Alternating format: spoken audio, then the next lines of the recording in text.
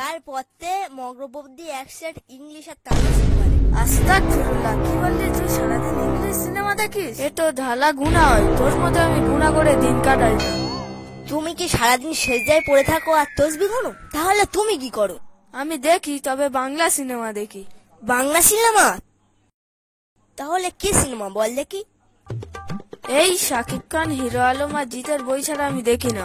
এই বেটা, তুই যে বললি আমার রোজা হয় না, তুই যা সিনেমা দেখিস 41 দিন তো তোর উজুই হয় না। এই বেটা, তুই যে ইংলিশ সিনেমা দেখিস, তোর বাড়ির পাশ দিয়ে কোনো মাইয়া যেতে পারে? আর দিন দিন তোর চরিত্র খারাপ হয়ে যাচ্ছে।